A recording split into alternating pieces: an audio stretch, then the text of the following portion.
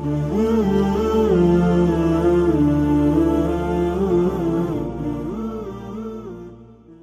ہے یہ برقع بھی جو ہے، یہ برقع اللہ تبارک تعالیٰ نے عورت کی پروٹیکشن کے لیے دیا ہے.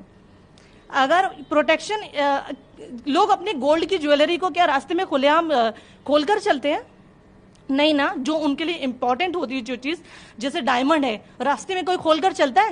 ڈبی کو ہاتھ میں لے کر چلتا ہے؟ نہیں، وہ اس کو چھپا کے جاتا ہے کہ لوگوں کو پتہ نہیں چلے میرے پاس یہ. کیوں؟ کہ کوئی چور آئے گا، کوئی ڈاکو آئے گا، چھین کے لے کر چلا جائے گا.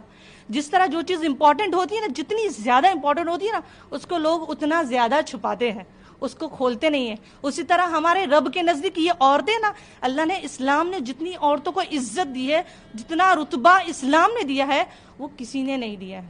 ایسا اسلام نے عورتوں کی پروٹیکشن کے لیے اس برقعے کو دیا ہے. فزیکل، اگر سائنٹیفیکل پوائنٹ آف ویو سے بھی دیکھا جائے تو اس برقعے میں فائدہ ہی عورتوں کے لیے، کوئی نقصان نہیں. بلیک باڈی ریڈیشن کا کانسیپٹ دیکھ لو، اس کو پڑھ لو تو آپ کو پتا چل جائے گا کہ یہ بلیک برقع پہننا عورتوں کے لیے کوئی نقصان نہیں ہے. آج کتنے لوگ ہیں جو اپنی فزیکل فٹنس کے لیے چہرے کو کور کرتے ہیں، سر کو کور کرتے ہیں. کتنے ایسے ہمارے غیر مسلم بھائی بھی ہیں، جو ہندو بہنیں ہیں، جو اپنے چہرے کو کور کرتی ہے پروٹیکشن کے لیے، پولوشن سے پروٹیکٹ کرنے کے لیے. تو اب کیا کریں گے؟ ان کو بھی منع کر دیا جائے گا. ٹی بی پیشنٹس ہیں جن کو کہا جاتا ہے فیس کو کور کرو تاکہ اس کی وجہ سے دوسرے افیکٹ نہ کریں. ہاسپٹل میں کینسر پیشنٹس ہیں، ان کو کہا جاتا ہے فیس کو کور کرو. یہ ہاسپٹل میں جو سسٹر اور ڈاکٹرز جو ماسک لگا کے آپریشن تھیٹر میں جاتے ہیں، تو وہ سب بند کر دیا جائے گا. سارے ٹی بی پیشنٹ کو کھلا چھوڑ دیا جائے گا، کہا جائے گا کہ ابھی چہرہ کھول کر چلو.